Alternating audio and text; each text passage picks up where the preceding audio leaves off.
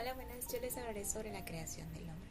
Para empezar, en el pensamiento cristiano, en el siglo de la creación, se presta una especial atención a la aparición de la primera pareja humana, que viene siendo un hombre y una mujer, con el nombre de Adán y Eva.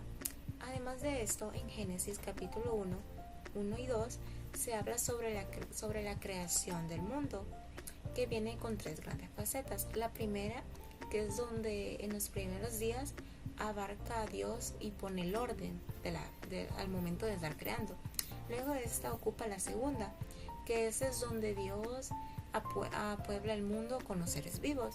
Y la última, que corresponde al séptimo día, que es donde Dios contempla su creación. Dicho esto, que en Génesis se habla sobre la creación y Adán y Eva, hay muchas más facetas de cómo hemos sido creados, y yo les hablaré de estas siguientes. hemos sido creados o fuimos hechos sobre seres naturales. Dice en la Biblia que hemos sido creados del polvo y de la tierra.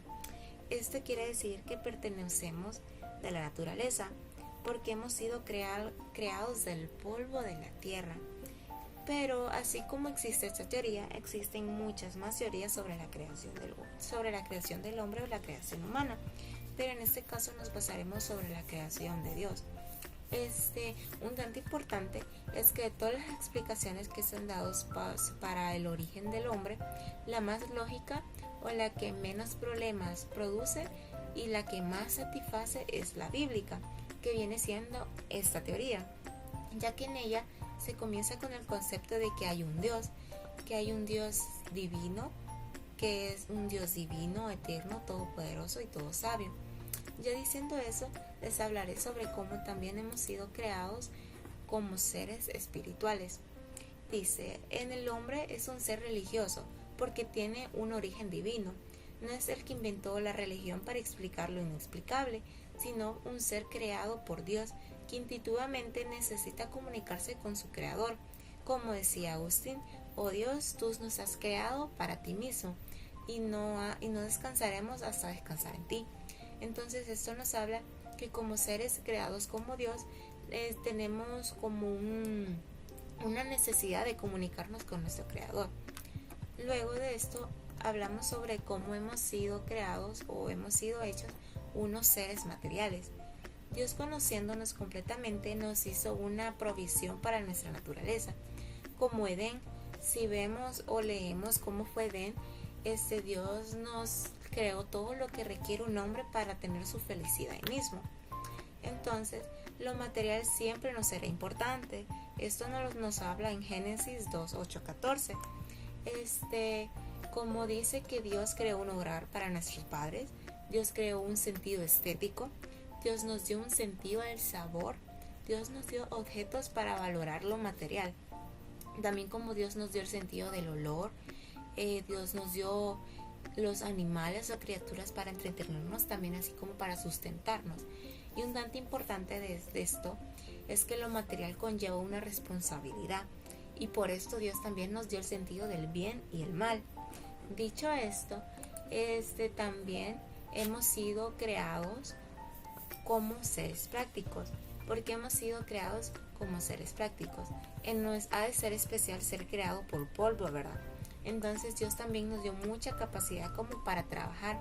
Entonces por eso se dice que somos unos seres prácticos, porque el trabajo es importante para satisfacernos, y además de eso es muy importante para sustentarnos. Entonces, como seres creados como semejanza de Dios, es muy importante que seamos prácticos, ya que Dios es un ser muy creativo y muy práctico. Entonces por eso nos hizo unos seres prácticos. Dicho esto, muchas gracias. El estado original del hombre. La caída del hombre de su estado original en el que Dios lo creó ha sido catalogado como el evento más dramático en la historia de la humanidad, ya que debido a las malas actitudes del hombre, las consecuencias que se generaron todavía se ven reflejadas hoy en día en nuestros tiempos. Es por eso que a partir de este momento comenzaremos a visualizar los distintos escenarios de la caída del hombre. Y en primer lugar veremos como primer escenario su estado original. Cuando en la Biblia se nos dice o se nos enseña que Dios creó al hombre a su imagen, no se está refiriendo meramente a una imagen física o corporal, ya que como sabemos, Dios no tiene un cuerpo tangible.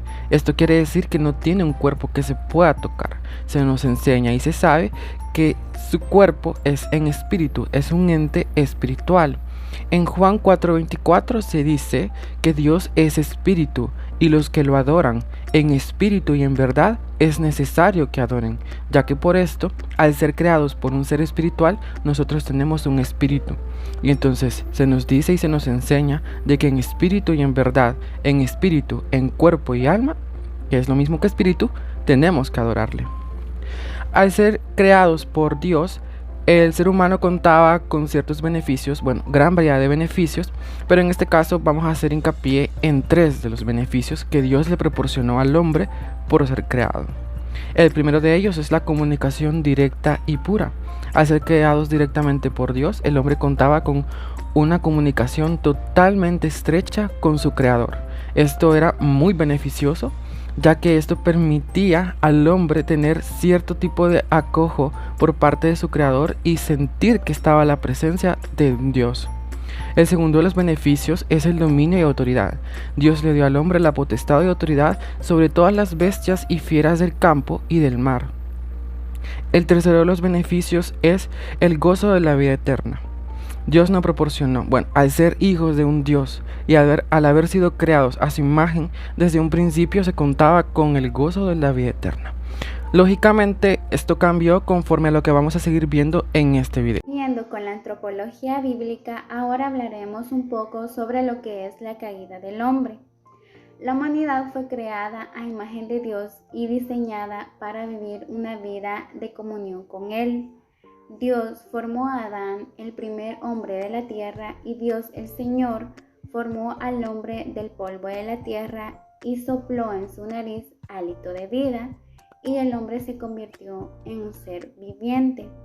Colocó a Adán en el jardín del Edén para que lo cultivara y lo cuidara, y le dijo a Adán que podía comer de cualquier árbol excepto uno, el árbol del bien y del mal, que se encontraba en el centro del jardín. La consecuencia de hacerlo sería la muerte. Después de la creación de Adán, Dios dijo que no era bueno que el hombre estuviera solo, así que creó a la primera mujer, Eva, de la costilla del hombre. Dios bendijo y les dijo que sean fructíferos y multiplíquense, y les dio dominio sobre la tierra. Pero en sí, ¿cuál fue la caída del hombre? En Génesis 3 se introduce un nuevo personaje que es la serpiente. La serpiente fue descrita como más astuta que todos los animales del campo que Dios el Señor había hecho, y era Satanás disfrazado. Satanás ya había sido arrojado del cielo por su rebelión hacia Dios. La serpiente habló con Eva e insinuó que Dios estaba reteniendo algo de Adán y Eva al no dejarlos comer del árbol del conocimiento del bien y del mal. La serpiente le dijo que si comía de la fruta del árbol se volverían como Dios. Eva comió la fruta del árbol y luego le dio a Adán, y él también comió. En este momento fue conocido como la caída de la humanidad. El pecado entró al mundo. El hecho de que Adán y Eva comieran del fruto del conocimiento del bien y del mal les hizo darse cuenta de su desnudez y experimentar vergüenza por primera vez. En el jardín del Edén, Dios mató a un animal y usó su piel para cubrir la desnudez de Adán y Eva. Este acto sirvió como una imagen de la redención que vendría cuando Jesús, el Cordero Perfecto, se le matara como sacrificio por los pecados de la humanidad. Después de la caída del hombre, Dios expulsó a Adán y a Eva del jardín del Edén y colocó a los querubines como guardias del jardín para asegurarse de que nunca pudieran regresar. Desde entonces la humanidad ha encontrado el dolor, sufrimiento, trabajo extenuante en todos los aspectos de sus vidas, desde la lucha por mantener a una familia y encontrar un hogar hasta experimentar dolor en el parto. Todo esto es el resultado de la maldición que Dios trajo a la tierra después de la caída del hombre. Todo este evento se conoce como la caída del hombre.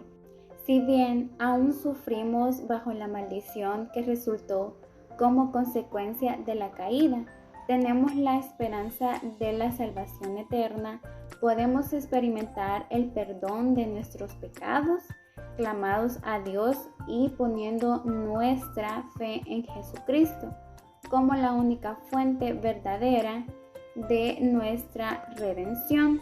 A través de Jesús nos reconciliamos con Dios mientras vivimos en la tierra donde nos rodean las consecuencias de la maldición. Gemimos interiormente mientras esperamos la redención final cuando Cristo regrese a la tierra. Buenas tardes, mi nombre es Crisabel Abigail Mata Robles y en ese momento voy a brindarles una pequeña conclusión acerca del tema la depravación del hombre. Dios quiere que todos los hombres sean salvos, Él no desea que ninguno perezca. Primera de Timoteo 2.4 dice, no es su voluntad que nadie vaya al infierno, las personas van al infierno porque rechazan su voluntad, no porque la cumplen.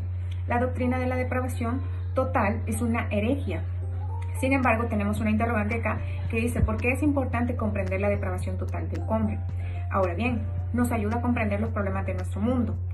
Esto constituye la raíz de la violencia, agresiones sexuales, tráfico de drogas, asesinatos, incestos, anarquías, homosexualismo, corrupción de funcionarios, de gobierno y de todas las expresiones de la maldad y perversión en el hombre. La gracia común de parte de Dios frena al hombre depravado, totalmente, para que su maldad no llegue a límites desastrosos. Los gobiernos ponen de su parte a través de las leyes para calmar un poco ese azote. Pero para erradicarlo las personas tienen que ser regeneradas por el Espíritu Santo. Su corazón de piedra tienen que cambiarlo por uno de carne, como dicen, ¿verdad? Y volverse a Jesucristo. Aún así la solución no queda solamente en la conversión, sino también que los cristianos apliquemos los principios bíblicos del cristianismo a todas las áreas de nuestras vidas. Trabajo, política, economía, sociedad y familia. Ahora bien, ¿por qué nos enseña que somos totalmente malos y estamos en una situación terrible a no ser que Dios nos ayude? ¿Por qué nos enseña que si deseamos pedir perdón y ayuda a Dios, lo hacemos solo porque Él mismo fue el que puso en nosotros, tanto el querer como el hacer, por su buena voluntad? Entonces, tenemos que pensar esto como si fuera un castillo de naipes. Si se saca uno, se derrumba totalmente todo, valga la redundancia. El arminianismo plantea una caída parcial del hombre, por lo tanto, está satisfecho con una salvación parcial. Entonces, parte de Dios, parte del hombre. Dios la ofrece y el hombre la desea. La Biblia y el calvinismo enseñan que el hombre, cuando pecó en el Edén, pecó totalmente. Todo su ser, cuerpo, sentimientos, voluntad, mente, alma, satisfecho con una salvación parcial. Entonces, parte de Dios, parte del hombre. Dios la ofrece y el hombre la desea. La Biblia y el calvinismo enseñan que el hombre, cuando pecó en el Edén, pecó totalmente. Todo su ser, cuerpo, sentimientos, voluntad, mente, alma fue contaminado con el pecado, se murió espiritualmente, se convirtió en enemigo de Dios. Su pecado fue total, no parcial. Entonces, por lo tanto, necesita una salvación total de parte de Dios, no solo parcial como plantea el arminianismo. Claro, el hombre tiene una parte en la salvación cuando responde a ella, pero aún su respuesta es posible porque el Espíritu Santo le dio primeramente vida y después la fe para responder al llamado de la palabra de Dios. Si la salvación es totalmente de Dios, como dice la Biblia y enseñanza del calvinismo, toda la gloria es para Dios. Si la salvación es parcial, como plantea el arminianismo, el hombre no regenerado está compartiendo la gloria de Dios. Porque en algún momento de su vida se detendrá para decir, Dios me salvó, pero fui el que lo llamó para que me salvara. O sea, fui yo el que lo llamó para que lo salvara. Ahora bien, Dios no comparte su gloria con nadie. Entonces, esta es mi pequeña conclusión hacia el tema. Muchas gracias. Hombre restaurado por Cristo. ¿Qué debemos hacer para ser restaurado por Cristo? Debemos aprender que hemos pecado. Segundo, humillarnos ante su presencia, pedir perdón a nuestros pecados, ya no actuar de manera diferente, ya no hacer lo que a Él le molesta, ya que Él está dispuesto a luchar por nosotros, corrigiendo nuestro camino, y te encomiendo a Él, encomendándote a Él, podrás ver que tu vida será nuevamente bendecida y encontrarás el mejor aliado para salir adelante, ya que Dios desea lo mejor del cielo y la tierra. Para sus hijos desea que tengamos vida en abundancia. Dios desea restaurar nuestras vidas. Buenos días, mi nombre es Alexandra Nicole Rivas. Yo les hablaré acerca de la vida eterna. Según la Biblia, la vida eterna nos habla de muchas maneras. Una verdad es cuando Dios dio su vida por nosotros, cuando fue sacrificado, cuando nos perdonó, ¿verdad?, todos nuestros pecados. De igual manera, otra manera de vida eterna es cuando nosotros buscamos de Él, cuando nosotros lo queremos, ¿verdad?, conocer, conocemos las escrituras y todo, pues, lo que depende, ¿verdad?, de Dios. De igual forma, esto nos da a entender que si nosotros buscamos de Él, nos mantenemos, ¿verdad?, siempre buscándole, adorándole, siempre tendremos vida eterna. También verificamos, ¿verdad?, en la Biblia que la vida eterna también significa morir. Quiere decir que al morir nosotros a veces tenemos, ¿verdad?, es el temor a morir porque no queremos dejar a nuestros familiares o amigos, pero al morir también entramos en vida eterna, ya que quiere decir que estamos un paso más cerca de conocerle y de también, ¿verdad?, tener la satisfacción del descanso eterno. Es así como yo, ¿verdad?, doy mi tema de la vida eterna. Que tengan un buen día. A continuación, yo les voy a hablar acerca del tema, la antropología bíblica. Este es un tema que tiene como principal a Dios y también incluye al hombre, a cada uno de los seres humanos que habitamos la tierra. De nosotros habla acerca de nuestros orígenes, de dónde provenimos, habla de también de cada una de las personalidades que poseemos, es decir, cada una de las identidades que cada uno de los seres humanos tenemos, ya que pues es una identidad individual que cada uno de nosotros pues somos los encargados de crearla y de hacerla parte de nuestra vida. Y para continuar, quiero decir que la antropología bíblica es una rama de la teología dogmática cristiana que estudia al hombre desde el punto de vista de la revelación, en especial la Sagrada Escritura, estableciendo el concepto cristiano del hombre y también resume su reacción en la creación. También hay diferentes temas que son muy importantes y los quiero mencionar, y algunos de estos temas son los siguientes. En primer lugar tenemos la justificación original, también llamada dones preternaturales, o el estado en que se habrían encontrado Adán y Eva. En segundo lugar tenemos el pecado original. En tercer lugar tenemos también la doctrina de la justificación, continuando también con la inhabilitación de Dios en el alma o la gracia divina. Y también encontramos su dimensión sobrenatural y la divinización del hombre o su condición de hijo de Dios.